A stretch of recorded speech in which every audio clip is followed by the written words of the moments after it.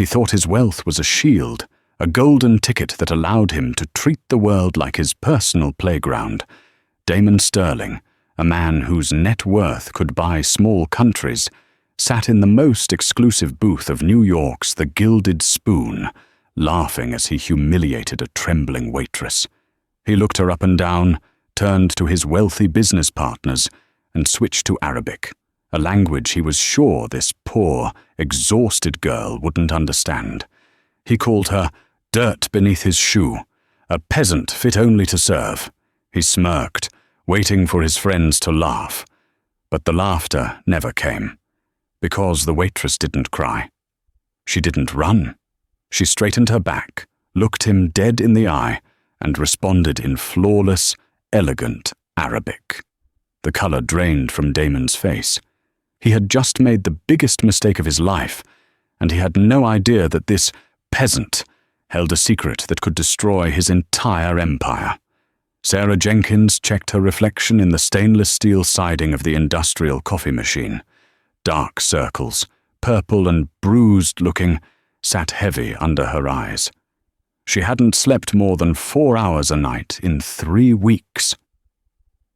The rent for her studio apartment in Queens was 2 weeks late, and her landlord, Mr. Kowalski, had stopped leaving polite notes and started leaving aggressive voicemails. "Table 4 needs sparkling water, Sarah. Move it." The sharp voice of Henri, the floor manager, snapped her back to reality. Henri was a small man with a thin mustache who treated the waitstaff of the Gilded Spoon not like employees, but like indentured servants. He knew they needed the tips. He knew that in this economy, a job at one of Manhattan's top 3 restaurants was a lifeline, even if the clientele made you want to scream. Sarah grabbed the bottle of San Pellegrino, her wrist aching. She had once dreamed of being a diplomat. She had spent her childhood traveling the world, absorbing cultures, learning languages like other children learned nursery rhymes. But life had a way of humbling you. After her father's sudden death and the seizure of his assets due to a political scandal that wasn't his fault, Sarah found herself alone in New York at 22, with no money, a disgraced family name, and a resume that intimidated entry-level bosses and was too thin for the corporate world. "Coming, Henri," she said, her voice steady. She never let them see her sweat. That was the rule. The restaurant was buzzing tonight. It was a Friday, which meant the Wall Street crowd was out in full force. The air smelled of truffle oil, expensive cologne, and arrogance. Men in $5,000 suits laughed too loudly, while women in dresses that cost more than Sarah's annual salary picked at salads they wouldn't eat. Sarah navigated the floor with the grace of a dancer. She had to. One slip, one dropped fork, and she could be fired. Henri was looking for a reason to cut staff before the slow season. "Sarah," a hushed voice whispered near the kitchen doors. It was Chloe, another waitress, and the closest thing Sarah had to a friend here. Chloe looked terrified. "Have you seen the reservation list for the VIP booth?" Sarah paused, wiping a smudge from a wine glass. "No, why? Who is it? A senator? A Kardashian?" Chloe shook her head, her eyes wide. Worse, Damon Sterling. Sarah felt a cold knot form in her stomach. Everyone knew Damon Sterling. He was the CEO of Sterling Dynamics, a tech and defense contractor conglomerate. He was 32, devastatingly handsome, and rumored to be one of the cruelest men in business. He was known for hostile takeovers, stripping companies for parts, and firing thousands of employees without blinking. He was also known for terrorizing service staff. There were stories on Reddit threads about him, throwing wine at a bartender in London and tipping a valet with a single penny in Miami. "Great," Sarah sighed, tucking a stray lock of brown hair behind her ear. "Who has the table?" Chloe grimaced. "You do. Henry assigned it specifically. He said you have the poise to handle him. But I think he just wants to see if you'll break." Sarah looked across the dining room toward the VIP booth, a semi-private alcove raised slightly above the rest of the floor, draped in velvet curtains. It was empty, waiting like a throne for a tyrant. "I can handle him," Sarah said, though she didn't feel it. "He's just a man, Chloe. He eats, he sleeps, he breathes. His money doesn't make him a god." "Maybe," Chloe whispered, "but his money can get you blacklisted from every restaurant in the city. Just be careful. Don't look him in the eye too much. And whatever you do, don't speak unless spoken to." At 8:15 p.m., the atmosphere in the restaurant shifted. The heavy oak doors swung open, and the noise level dropped by half. Damon Sterling walked in. He looked exactly like his pictures in Forbes, perhaps even sharper. He wore a charcoal suit that fit him perfectly, a black dress shirt unbuttoned at the top, and a watch that glinted under the low lights. A Patek Philippe, likely worth $250,000. He wasn't alone. He was flanked by 3 other men, 2 older, heavy-set men who looked like oil tycoons, and a younger, nervous-looking man holding a briefcase. Henry practically ran to the entrance, bowing so low it looked painful. "Mr. Sterling, what an honor. Your table is ready, the finest spot in the house, as requested." Damon didn't even look at Henri.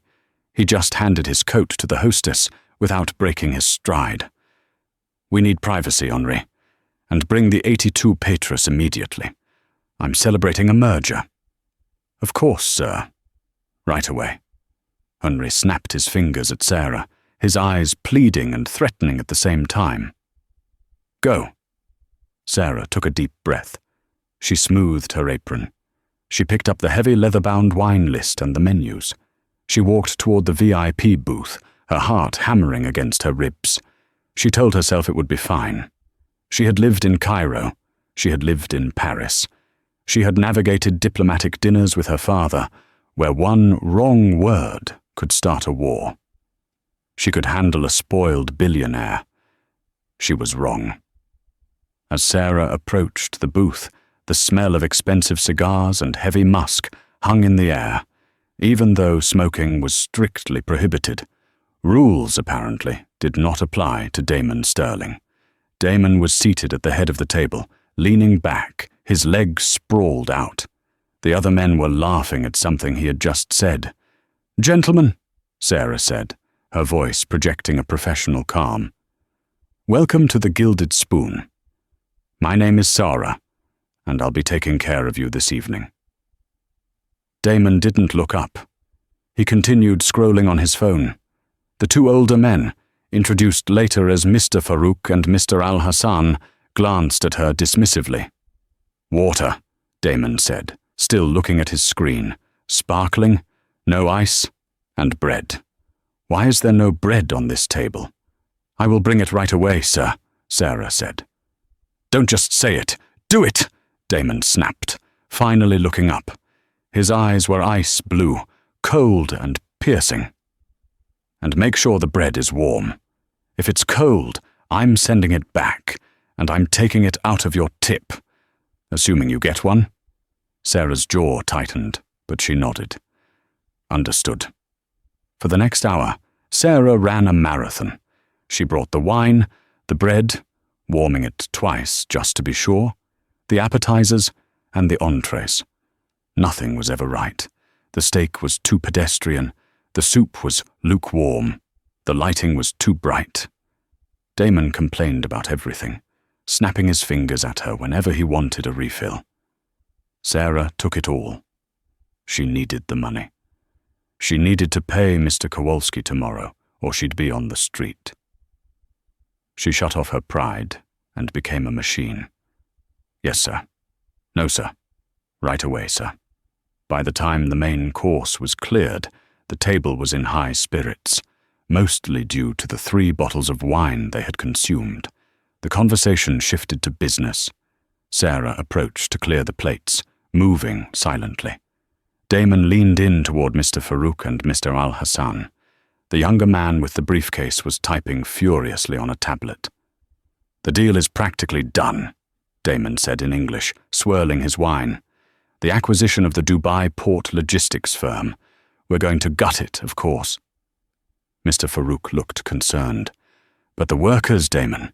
There are thousands. The agreement stated we would keep the workforce." Damon laughed, a cruel, dry sound.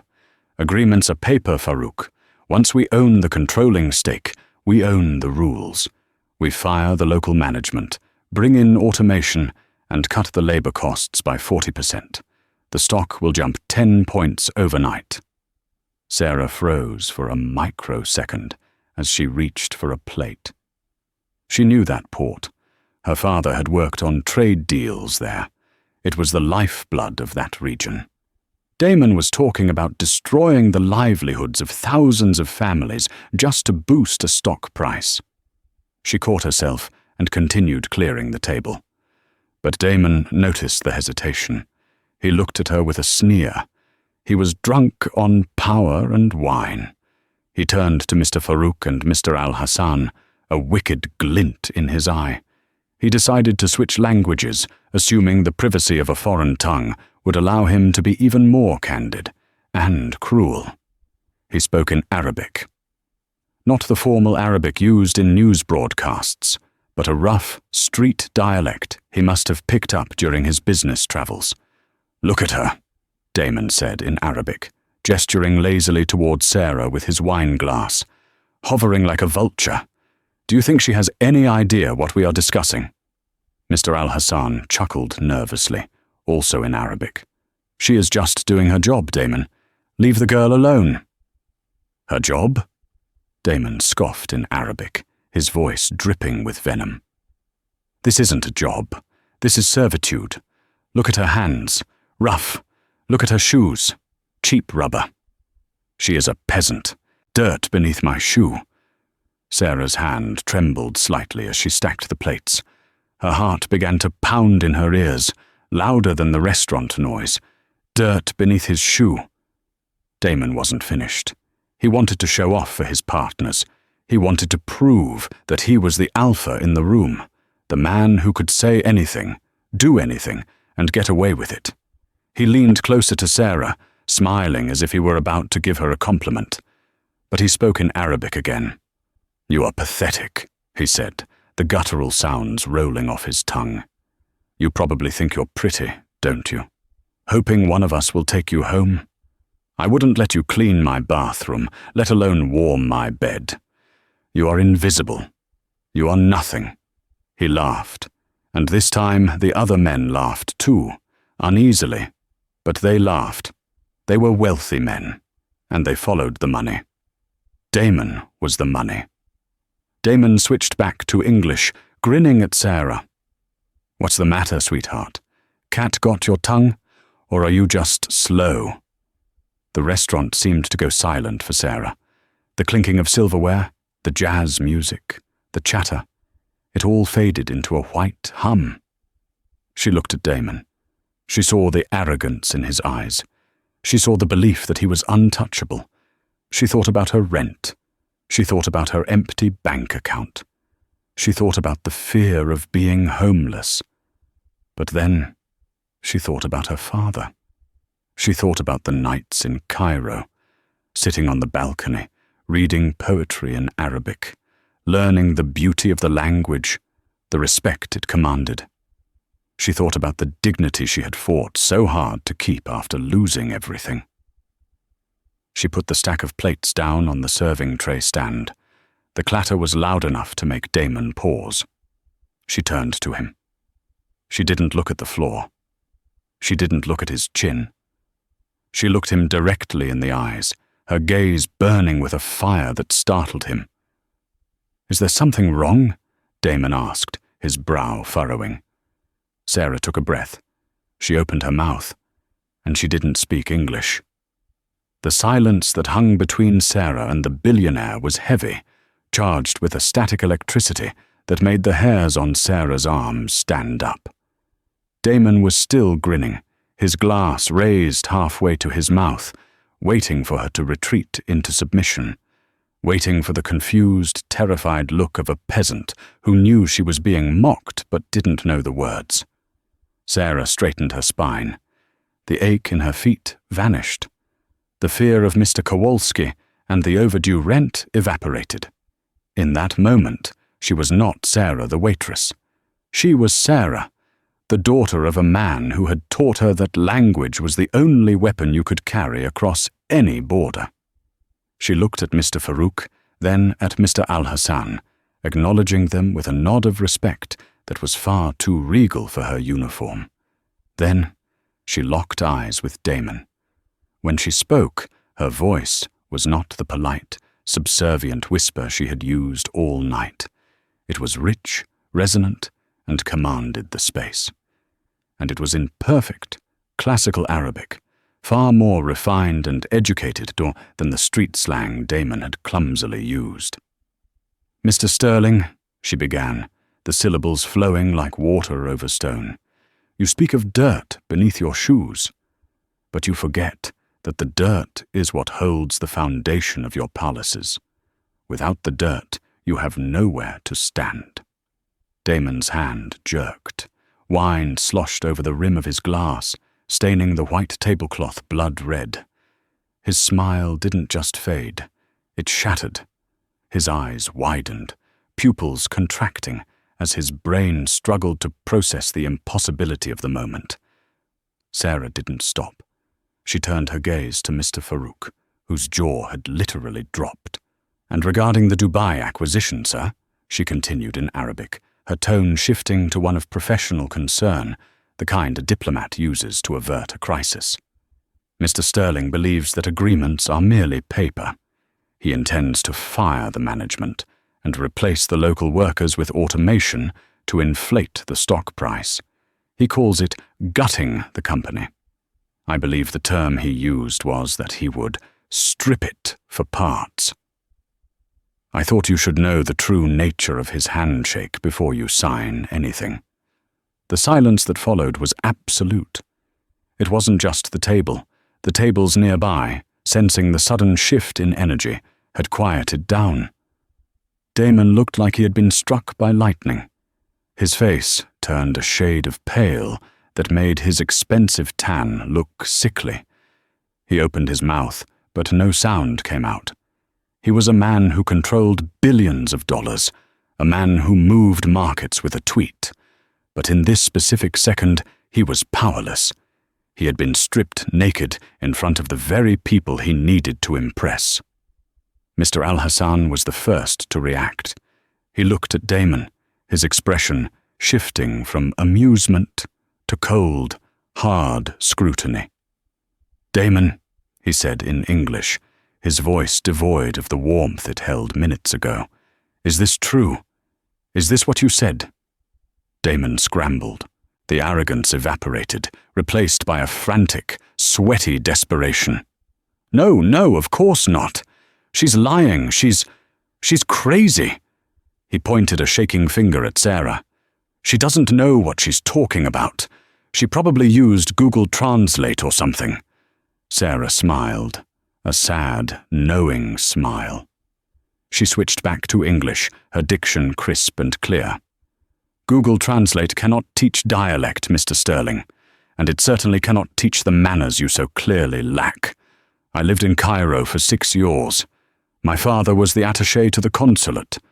I speak 4 languages. You, it seems, struggle to be decent in even one." Damon stood up so abruptly, his chair screeched backward and toppled over. The sound echoed through the gilded spoon like a gunshot. "You little witch!" Damon roared, his face flushing a deep, angry crimson. The veneer of the sophisticated businessman was gone. Now he was just a bully who had been punched in the nose. "Who do you think you are? You're a nobody. You're a waitress." "I am a human being," Sarah said, not backing down an inch, though her heart was thumping so hard she thought it might bruise her ribs. "And I will not be insulted. Not for a tip. Not for this job." "This job?" Damon let out a hysterical laugh. He turned wildly, scanning the room until he spotted Henri, who was frozen near the hostess stand, looking as if he were watching a car crash in slow motion. "Manager, get over here, now!" Henry sprinted over, his face pale, sweat beading on his upper lip. "Mr. Sterling, sir, I am so sorry, Fire her!" Damon screamed, pointing at Sarah. Spit flew from his mouth. "I want her gone. I want her out on the street right now. She insulted me. She threatened me. She assaulted me." "Assaulted?" Sarah repeated, incredulous. "I haven't touched you." "She assaulted my character," Damon shouted, grabbing Henri by the lapels of his jacket. "If she isn't fired in the next 30 seconds, I will buy this building and evict you. I will sue this restaurant into oblivion. I will make sure none of you ever work in this city again. Do you hear me?" Henry trembled. He looked at Sarah. There was apology in his eyes, but it was weak. It was the look of a coward who was choosing survival over justice. "Sarah," Henri whispered, his voice shaking. "Give me your apron." "Henri, you can't be serious." Chloe's voice piped up from a few tables away, but Henri shot her a look that silenced her. "Now, Sarah," Henri said, louder this time. "You're fired. Get out." Sarah looked at Henry. She looked at the spilled wine. She looked at Damon, who was panting, his chest heaving, a triumphant sneer slowly returning to his face as he realized he still held the ultimate card. Power. Slowly, deliberately, Sarah reached behind her back and untied her apron. She folded it neatly. She placed it on the table, right next to the puddle of Petrus 82. "You don't need to fire me, Henri," Sarah said quietly. "I wouldn't work for a place that allows its staff to be treated like animals." She turned to Damon one last time. He was fixing his cufflinks, trying to regain his composure, trying to look like the victor. "You may have the money, Mr. Sterling," Sarah said, her voice carrying to the surrounding tables. "But you are the poorest man I have ever met." She turned on her heel and walked away. She didn't run. She didn't cry. She walked through the dining room, past the staring faces of the Wall Street elite, past the shocked hostess, and out the heavy oak doors into the cool New York night. The adrenaline that had carried Sarah out of the restaurant lasted exactly 2 blocks.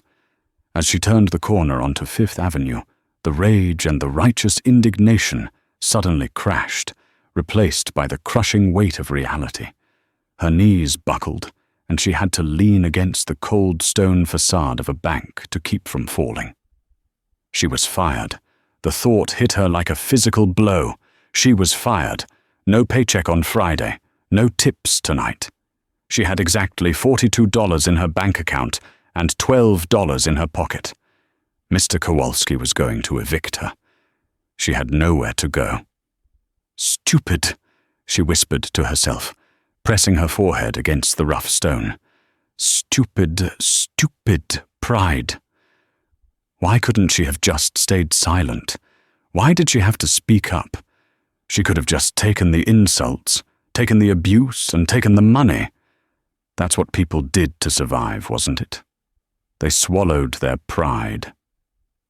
Damon Sterling was right. She was a nobody. And now she was a jobless nobody. She began to walk toward the subway, her feet dragging. The city, usually so full of promise, felt hostile now. The lights of the skyscrapers weren't stars. They were just electricity she couldn't afford. Her phone buzzed in her pocket. She pulled it out. It was a text from Chloe. "Chloe, OMG Sarah." That was legendary. "But Henry is freaking out. He's already blacklisting you in the system. I'm so sorry. Are you okay?" Sarah didn't reply. She couldn't. She swiped her Metro card at the turnstile. Insufficient funds. She stared at the screen, tears finally blurring her vision. She had used the last of the balance to get to work. She had expected to reload it with her cash tips from tonight, but she had walked out before cashing out. She had to walk home, 7 miles to Queens, in her waitressing shoes. It took her 3 hours.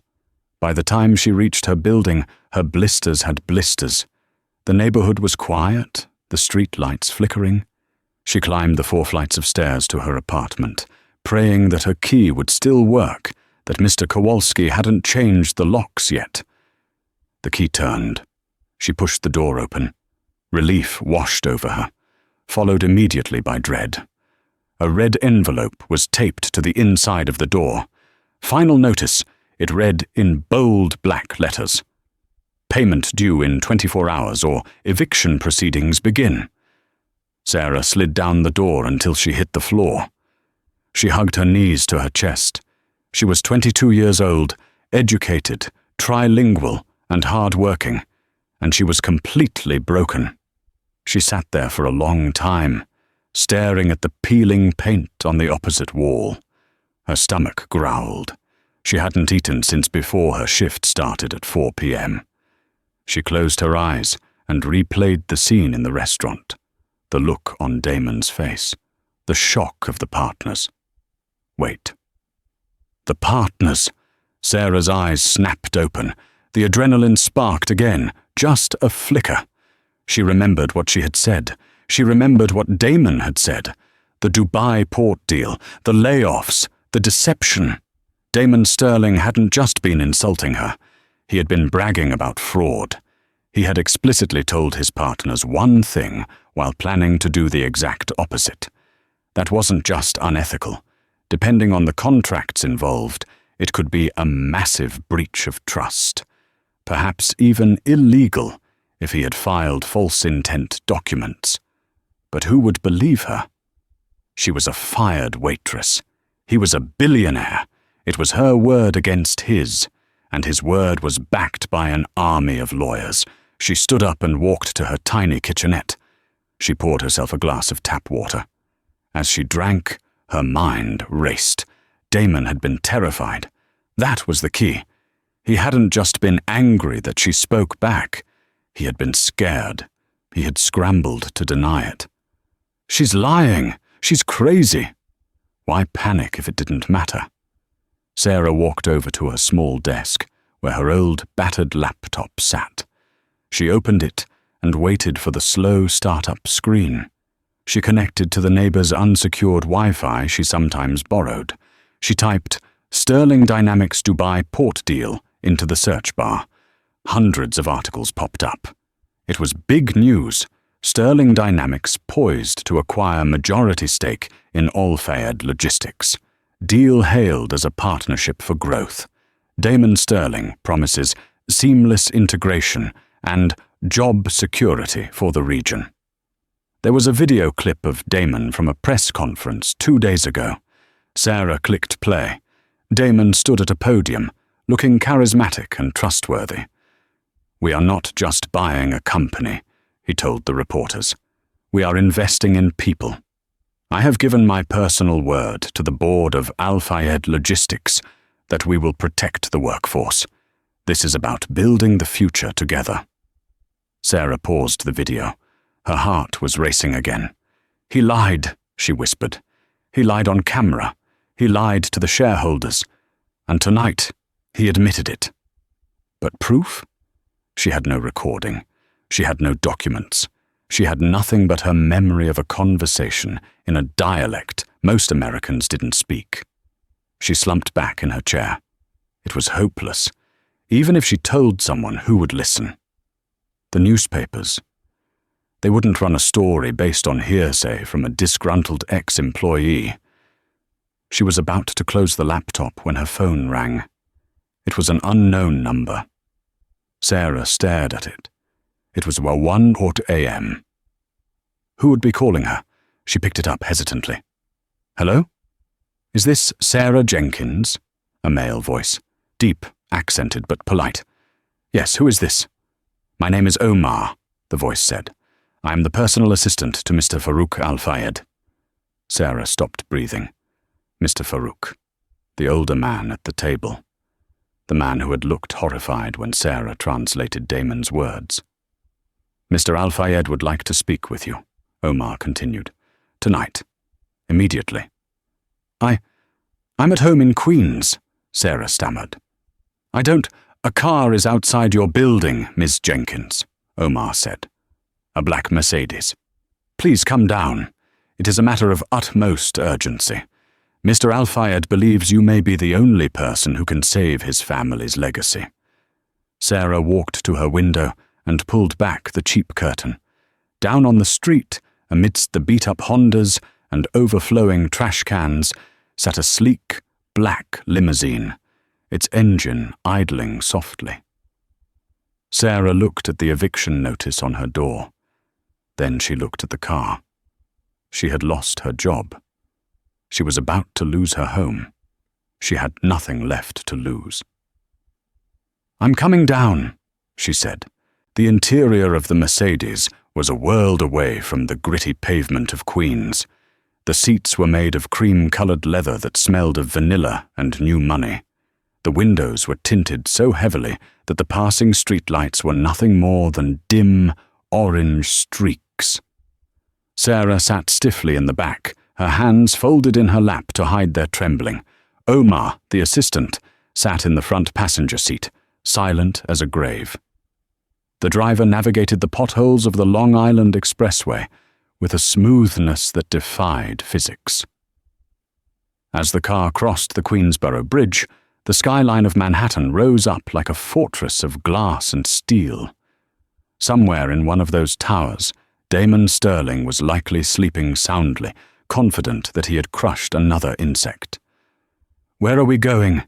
Sarah asked, her voice small in the quiet cabin. "The Plaza Hotel," Omar said, not turning around. "Mr. Al-Fayed has the royal suite. He is waiting for you."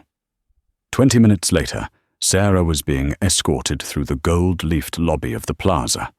She felt painfully out of place in her worn-out sneakers and jeans, her hair tied back in a messy bun.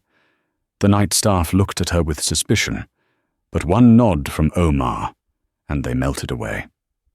They took a private elevator to the penthouse floor. The doors opened directly into a living room that was larger than Sarah's entire apartment building. A fire crackled in a marble fireplace. Mr. Farouk stood by the window, looking out at Central Park. He was still wearing his suit from dinner, though his tie was loosened. Mr. Al-Hassan sat on a velvet sofa, his head in his hands. When Sarah entered, Mr. Farouk turned. His expression was grave, his eyes tired. "Ms. Jenkins," he said, walking toward her with his hand extended. "Thank you for coming. I apologize for the hour. And I apologize for the circumstances of our meeting earlier." Sarah hesitated, then shook his hand. It was warm and firm.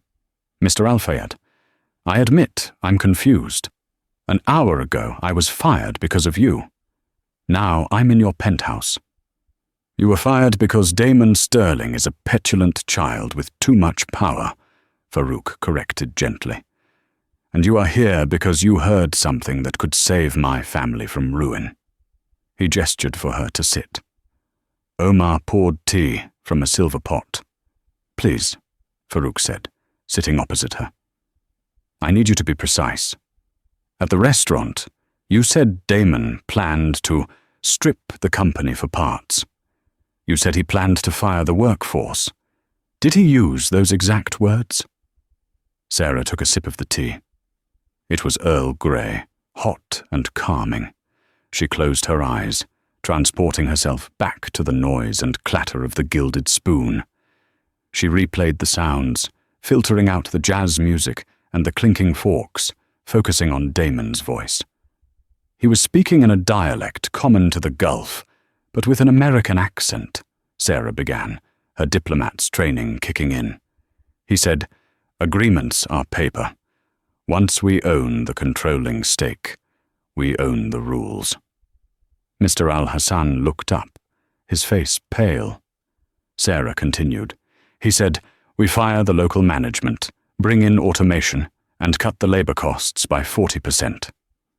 Then he laughed. He said the stock would jump 10 points. He mocked your concern for the workers, Mr. Farouk. He called it sentimental. Farouk slammed his hand down on the coffee table, making the china rattle. "The snake!" he shouted, switching briefly to Arabic before composing himself. "I knew it. I felt it in my gut, but the lawyers said the contract was solid." "The contract?" Sarah asked. "We are selling 60% of Al-Fayed Logistics to Sterling Dynamics," Mr. Al-Hassan explained, his voice shaky. "It is a family business. My grandfather started it with one truck, but the market is changing. We need capital to upgrade. Damon promised us to our faces, that the soul of the company would remain. The contract has a clause for good faith management. But if his intent before signing is to dismantle the workforce, that is fraud. That creates a legal loophole to void the deal." "But you have signed?" Sarah asked. "Not yet," Farouk said, his eyes narrowing. "The final signing ceremony is tomorrow morning at 10 a.m. at the Sterling Dynamics headquarters. The press will be there. The board will be there." "Then don't sign," Sarah said simply. "It is not that simple," Farouk sighed. "If we walk away without cause, we owe a breakup fee of $50 million. It is in the preliminary agreement. We need proof. We need him to admit that he is lying, or we need a witness who can testify to his intent to defraud." He looked at Sarah. The weight of his gaze was heavy. "You are that witness, Miss Jenkins." Sarah felt a chill run down her spine. "Me? I'm a waitress, a fired waitress. Damon's lawyers will destroy me. They'll say I'm disgruntled. They'll say I'm making it up for money. Who will a judge believe? The billionaire philanthropist or the girl who couldn't pay her rent?" Farouk stood up and walked to a desk. He picked up a checkbook. He wrote something quickly and tore off the page. He slid it across the table to Sarah. She looked at it. It was a check for $50,000. "I don't want your money," Sarah said, pushing it back. "I'm not a mercenary." "It is not a bribe," Farouk said softly. "It is a retainer. I want to hire you." "Hire me as what?" "As my consultant," Farouk said. "Tomorrow morning, I am not walking into that boardroom alone. I am taking you with me."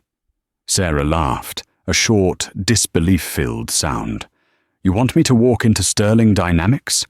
Damon will have security throw me out before I get through the lobby." "No, he won't," Farouk said, a dangerous glint appearing in his eyes. "Because you won't be Sarah the waitress. You will be Sarah Jenkins, my new chief strategy liaison. You will be part of the Al-Fayed delegation. If he refuses you entry, he refuses the deal. And he wants this deal too much to let his ego get in the way." "But what's the plan?" Sarah asked. "I stand there and glare at him." "No," Farouk said. "We wear a wire. You provoke him. You speak to him in Arabic. You make him lose his temper again. You make him say it again, on the record, in front of witnesses who aren't on his payroll." Sarah looked at the check. She looked at the fire. She thought about the dirt beneath his shoe comment. She thought about the thousands of workers in Dubai who were about to lose their livelihoods so Damon could buy another Patek Philippe watch. She wasn't just fighting for her rent anymore. She was fighting for respect. "I'll do it," Sarah said. "But on one condition." "Anything," Farouk said. "If we pull this off," Sarah said, "you help me get my family's name back. My father was innocent. I want to clear his record." Farouk smiled. "Ms. Jenkins, if we pull this off, I will hire the best legal team in Washington for you. We have a deal?" Sarah stood up and shook his hand. "We have a deal." The morning sun hit the glass facade of the Sterling Dynamics Tower, turning the building into a blinding pillar of light. It was a monument to excess, standing 50 stories tall in the heart of the financial district. At 9:45 a.m., A convoy of black SUVs pulled up to the main entrance. Paparazzi and business reporters were already swarming, cameras flashing as they waited for the merger of the decade. Sarah sat in the second car, her hands resting on her lap. She looked different. Gone was the messy bun and the waitress uniform. At 6 a.m., a stylist hired by Farouk had arrived at the hotel. Sarah now wore a tailored navy blue power suit that cost more than her car would have if she had one. Her hair was blown out in sleek, professional waves. Her makeup was sharp, highlighting her eyes and giving her a look of fierce intelligence. She didn't look like a victim. She looked like a shark. "Are you ready?" Farouk asked, sitting beside her. He tapped the lapel of his jacket, indicating the small, high-fidelity microphone hidden there. "I'm ready," Sarah said. Her heart was hammering against her ribs like a trapped bird, but her voice was steady. She remembered her father's advice before big diplomatic summits. Fear is just fuel. Burn it. They stepped out of the car. The cameras flashed blindingly. Reporters shouted questions. "Mr. Al-Fayed, is the deal done? Are you excited to join the Sterling family?" Farouk waved them off, guiding Sarah through the revolving doors. The lobby was a cathedral of marble and waterfalls. Security guards in earpieces lined the walls. They approached the private elevators. A young assistant with a clipboard was waiting, looking flustered. "Mr. Al-Fayed, welcome. Mr. Sterling is waiting in the boardroom on the 50th floor. If I could just get the names of your party for security badges." "Farouk Al-Fayed," Farouk said. "Mustafa Al-Hassan. And this is Ms. Sarah Jenkins, our Chief of Strategy." The assistant paused, checking her list. I don't have a Ms. Jenkins on the list, sir. Mr. Sterling was very specific about the attendee list." "Ms. Jenkins is essential to the closing," Farouk said, his voice dropping an octave. "No Ms. Jenkins, no signature." The assistant paled. Of course, sir. I'll override it." She quickly printed a badge. They rode the elevator in silence. The numbers ticked up. 20, 30, 40, 50. The doors slid open. The boardroom was magnificent. Floor-to-ceiling windows offered a panoramic view of the harbor. A massive mahogany table sat in the center. At one end sat Damon Sterling, flanked by his army of lawyers and advisors. Damon looked fresh, rested, and victorious. He stood up as they entered, flashing his $1,000,000 smile. "Farouk, Mustafa," Damon boomed, spreading his arms. "Welcome, welcome. Today is a historic day." He walked around the table to shake their hands. He was so focused on the partners that he didn't even look at the woman standing slightly behind them. To him, she was just another suit, another faceless advisor. "Damon," Farouk said, shaking his hand briefly, "we are ready to proceed. But first, there are some final clarifications we need regarding the implementation strategy." Damon laughed, waving a hand dismissively. "Clarifications? Farouk, the lawyers have been over this for months. It's a standard integration. But fine. Let's sit. Let's get this over with so we can pop the champagne." Damon returned to his seat at the head of the table. Farouk and Mustafa sat on the left. Sarah remained standing for a moment. "Who is this?" Damon asked, finally glancing at Sarah, his eyes squinting slightly. "I thought it was just the principals today." Sarah stepped forward. She placed her leather portfolio on the table. She looked Damon dead in the eye. "Good morning, Mr. Sterling," she said, in clear, perfect English. Damon froze. The smile didn't leave his face instantly. It curdled. He blinked. He tilted his head. He recognized the voice. He recognized the eyes. But the context was so wrong, his brain refused to accept it. Do I know you?" Damon asked, his voice losing some of its boom.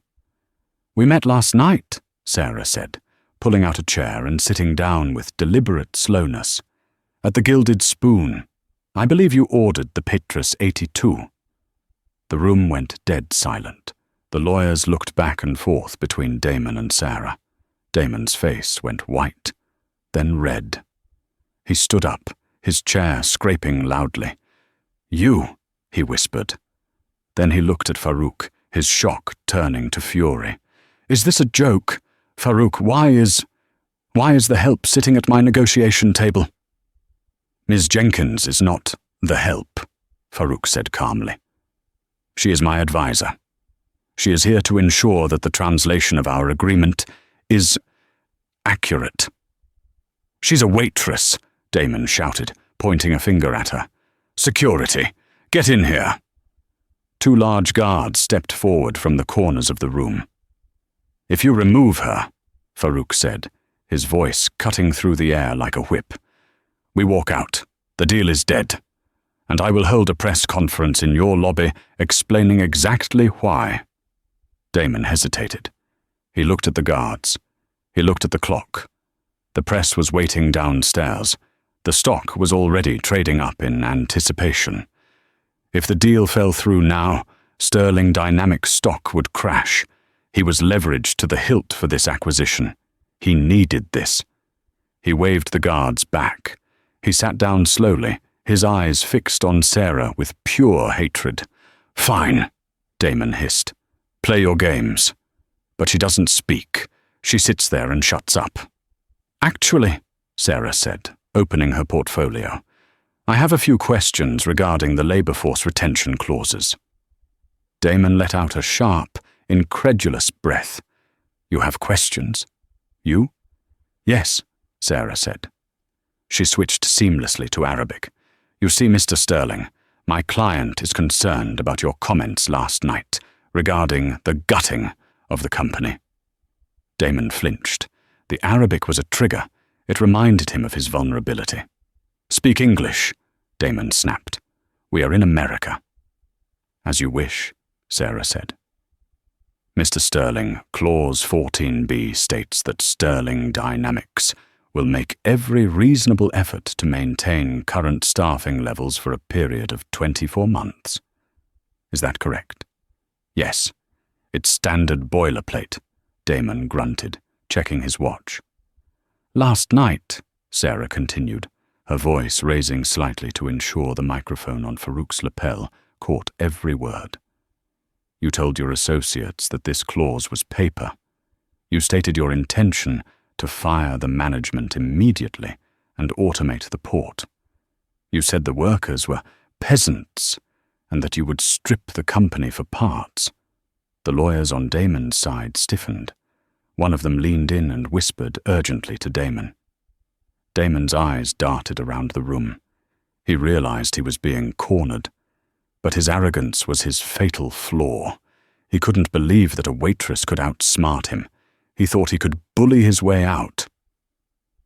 "I was drunk," Damon lied, leaning forward with a sneer.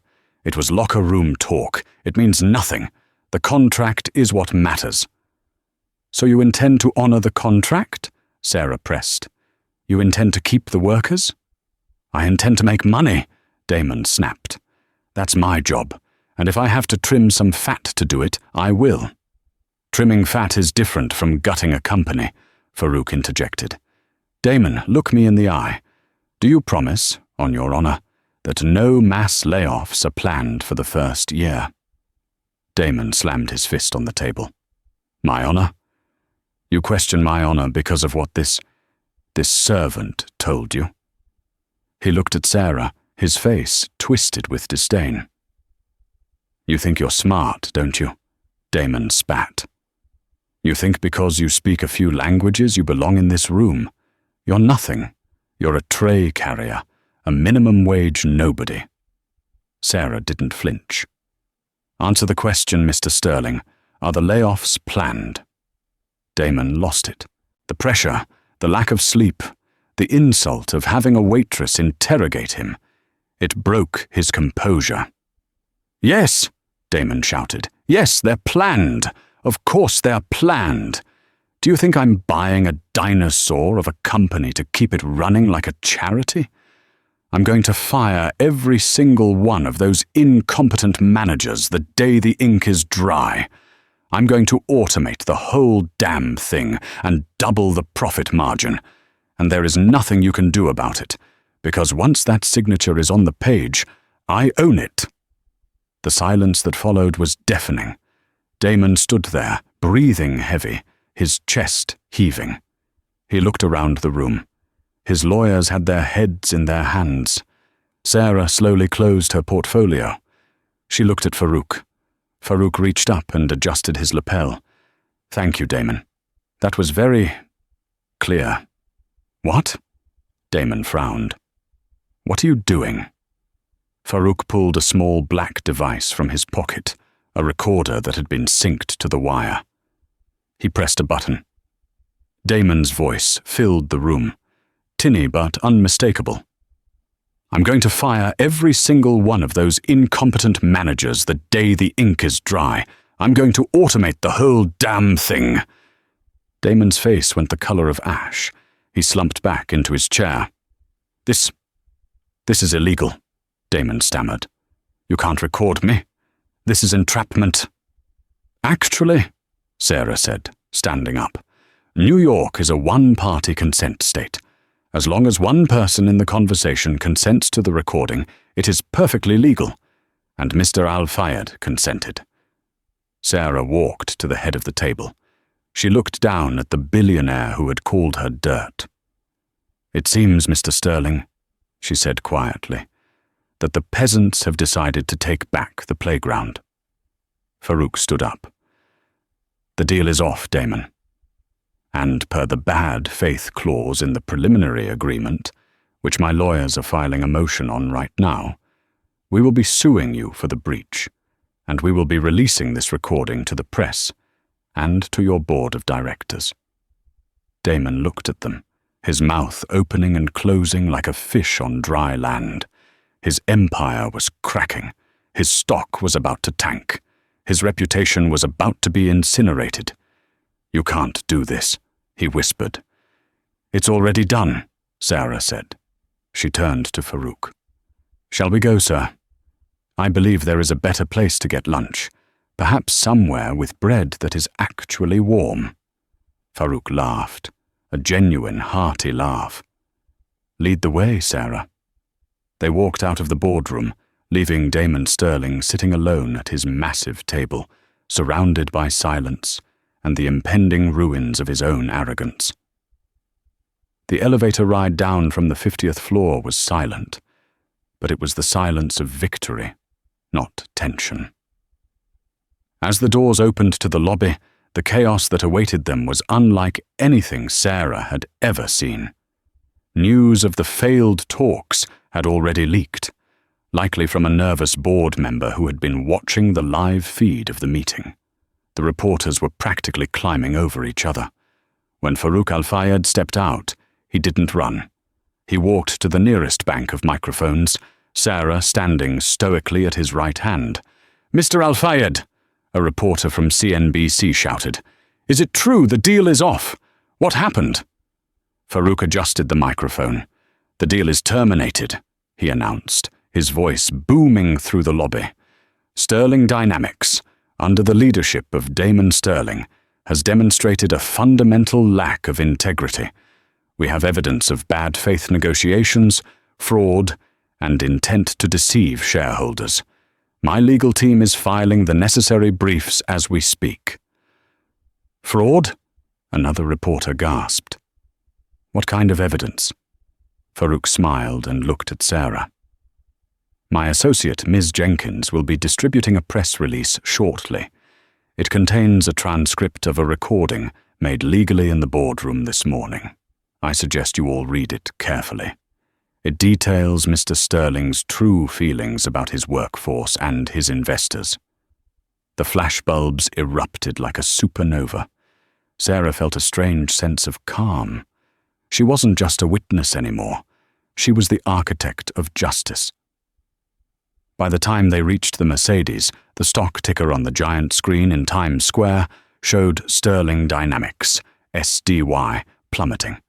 It had dropped 12% in 10 minutes. Trading was halted shortly after. 2 hours later, Sarah returned to Queens, but this time the black Mercedes waited for her. She walked up the 4 flights of stairs. Her legs didn't ache. She didn't feel tired. She felt electric. She unlocked her door and saw the eviction notice still taped to the inside. She ripped it off. The sound of the tearing paper, incredibly satisfying. She grabbed her suitcase, the one she hadn't unpacked since moving here because she never felt settled, and started throwing her few belongings inside. There was a heavy pounding on the door. It was Mr. Kowalski. "Open up, Jenkins," he shouted. "I saw you come in. Do you have the money or are you leaving?" Sarah zipped up her bag. She walked to the door and flung it open. Mr. Kowalski stood there, a large, angry man in a stained tank top. He blinked, surprised to see Sarah in a $2,000 suit, looking like she just walked off a runway. "I'm leaving, Mr. Kowalski," Sarah said coolly. "Good," he grunted, eyeing her suit suspiciously. "But you still owe me for the month. Plus late fees. That's $1,600. I'm not letting you walk out with that bag until I get cash." Sarah reached into her purse.